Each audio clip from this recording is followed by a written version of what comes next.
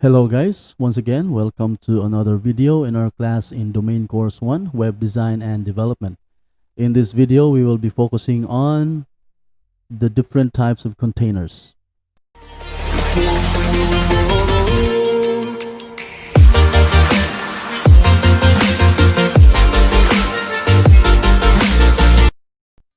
Okay, so here we are now in our Visual Studio Code editor, and right now we are present and we're currently working out of this folder named containers, and inside containers we have index.html and style.css, which are at the moment blank. So we'll start from scratch here. First, we're going to put up our basic HTML template, which is not working.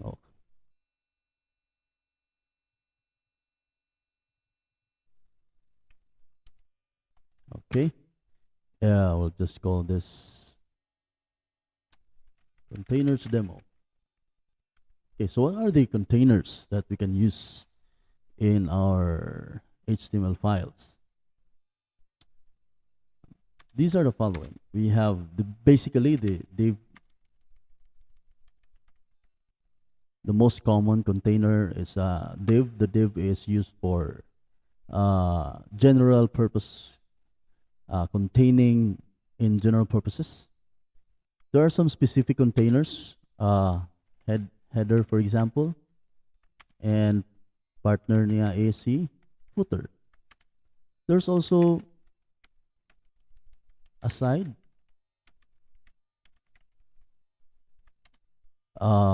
section, article. So all of these are containers. All of these containers behave the same way. Pariha ra gyud siya og linihukan. The same default properties, they behave the same. Practically, they are the same. The only difference is the name. Now, the reason why in HTML5 we have so many tags with different name but perform in the same way is for readability and schematics, better schematics. Why? Because you can use div to contain a header, but if that's the case, you are not saying in your code that this is a header, just in an ordinary container. However, if you are going to enclose your header with a header, then in your code, while you read or somebody else is reading it, they can understand that this particular area is the container for the header. That's also true with a footer. Now, an aside is for sidebars or maybe some boxes that would contain a quote. Okay, and then in your article, in your content, and in your content itself, you can have a section, which you can call it left section, right section. Since it's written as a section, then the reader of your code can understand that it is for a section, and as well as for articles, the reader can understand that it is for article. Now, there's another container called span. Well, this does not behave the same way with the rest because this is inline. A span is an inline container. What is an inline container? It reacts or acts within a paragraph as if it is part of the paragraph, as if it is a single character. So meaning it will not, by default, it will not occupy its own width. It will just follow through. It's just like it's going to flow with the text. Muna si span. So these are all the containers. Again, kini silang tanan, they behave the same way, but this container by default is inline. So to make a container behave according to how you want it to behave, you are going to use the styling. So there are plenty of styling rules that allows for control of layouting. And that is what we are going to talk about in bulk in this video. Okay, so let's remove this one. And suppose we would like to create a web page that has this layout, wherein we have this header, we have a sidebar, and the content area. And then within the content area, we'll have a card and some paragraph. So this is typically how blogs look like. So how do we achieve a layout like this using HTML container tags with it, of course, with the help of CSS? So going back here, as you can see, this whole layout, we can decide whether this layout is going to use the whole width of the screen, or are we going to limit it to a particular width within the screen. That is we can use this for. So for the example, we are just going to use a container tag to contain the overall layout, so that we can put a limitation on the width. So I'll just have it in a div, and I will add a class container. So you can also write it this way in Visual Studio Code. This is through the use of Emmet abbreviation, Emmet. You put a dot and then a word. That particular word will become a class into the tag. So just when you press on tab, now we have a div with a class container. Okay, and inside we are going to have, again, going back to our layout, we have our header, our sidebar, and our content. So we'll have a header and a side with a class sidebar, and then we'll also have a section, which will be the content. All right. So of course, by default, all of these containers will be stacked one over the other. So pinakababaw si header, and then musunod si aside, which will all of these three containers will occupy the whole available width. So magpatong-patong rani siya. Not exactly what we want here, because we'll have this sidebar and the content section to be beside magtapad sila. Okay, so what we can do here, of course, we want also to have this color in our header. What color is this? Let me check what color this is. It is this color.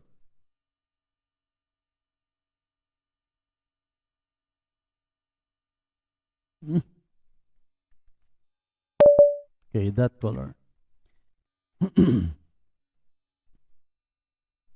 Okay, so going back here, we are going to style now first the header. So going to our styles.css, style.css, our header is just a header without a class. So we'll just target it, select it using the name of the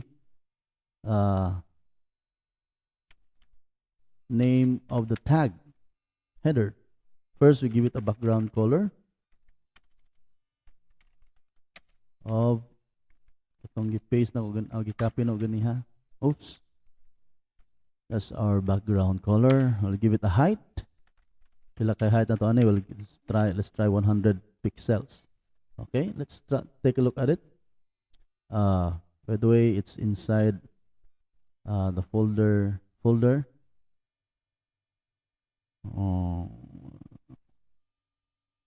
Nakablihon.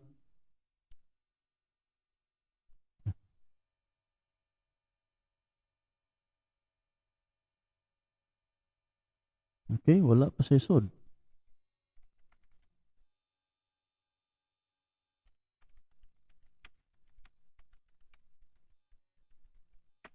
Okay, sorry. Sorry, very wrong. Wala pa malink ang style.css here sa head. So, let's do link and style.css right there. And there you go. Of course, we forgot the I. We have to do first the container.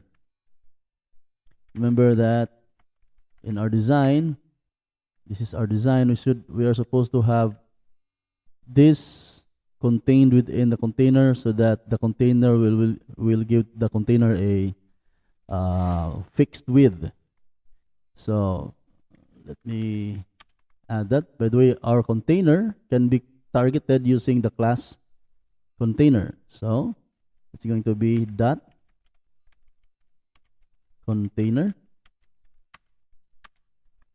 and we'll give it a width of, say, 500 pixels, 500 px for 500 pixels.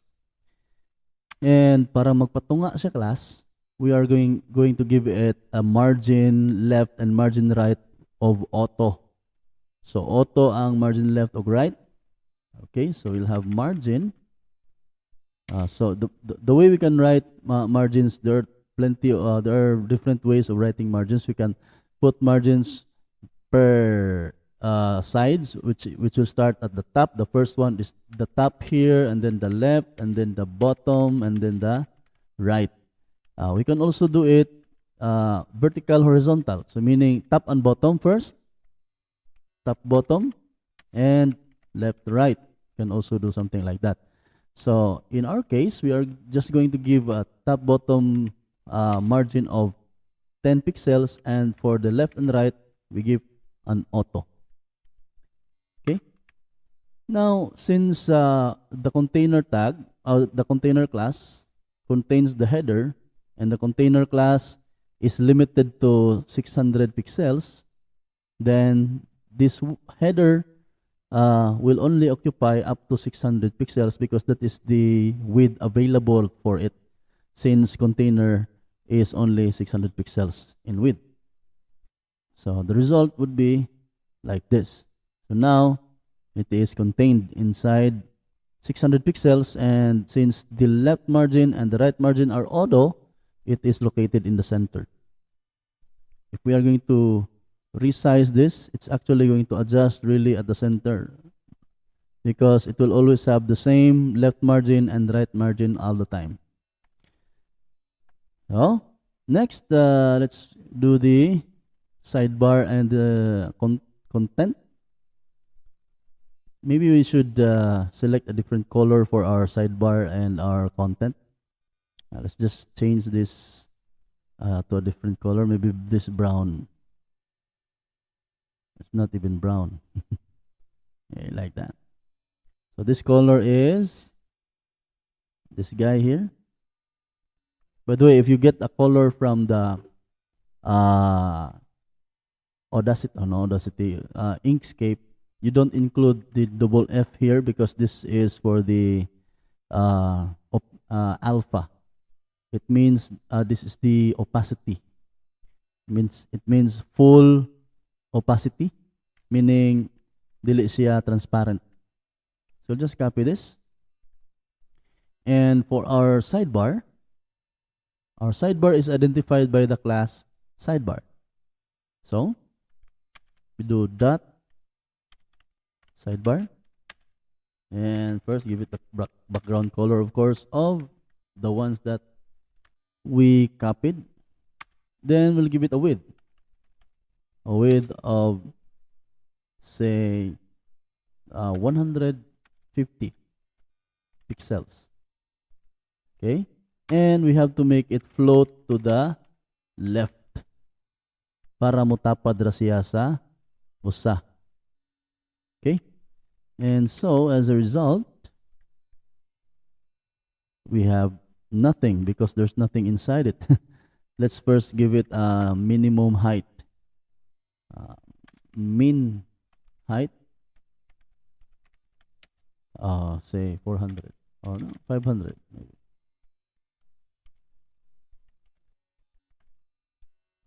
And there we go. 500 is too much. There you go. If you want a space here, you can also do that by giving a margin to our header, a margin bottom to our header. So let's do that. Margin bottom, let's say 20 pixels. We have that margin. That's too big. maybe 10. All right. Then our sidebar, no, not sidebar, our content actually is identified by the class content. So let's go back here, dot content, and let's take a look at what is the color that we use there. Click on that, and the color is, of course, this. So background color, that.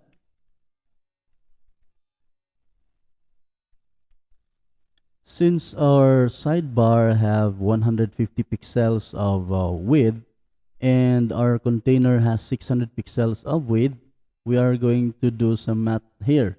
We're simply going to subtract 150 from 600, and of course also give another 10 pixels for the margin or the gap between the sidebar and the container or the content.